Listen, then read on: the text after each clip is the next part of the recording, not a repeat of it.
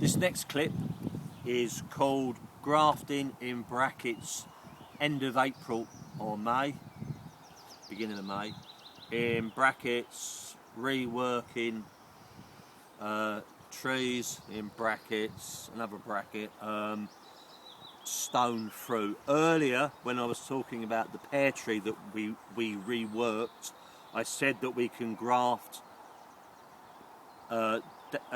plums, damsons, mirabelles and so on onto your next door neighbour's sloe bushes. Here, I don't have one to show you here, but I do have a plum tree here. This tree here was Marjorie's seedling, and that has been reworked. You can see here, it must be several years ago now, you can see there is a cleft where I've put the piece of wood in. See that V shape? I've cleft grafted that piece of wood in there. There's the piece of wood, and now it's grown into a thick piece of damson branch. This here is called the Abergwyn Gregin damson, a damson tree that I discovered along the North Wales coast. The rest of the tree has been reworked into a Denbigh plum tree. Denbigh plum is the only Welsh plum, very famous, but no one's made it for 100 years.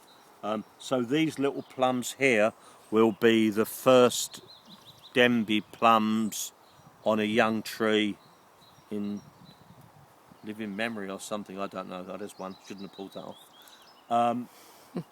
So this original Marjorie's seedling plum tree, it could have been a sloe tree or anything else. We've reworked this tree probably about 4 years ago into a Denbigh plum tree. Where are you going? I just wanted to show the whole tree. Oh, right, there's a tree.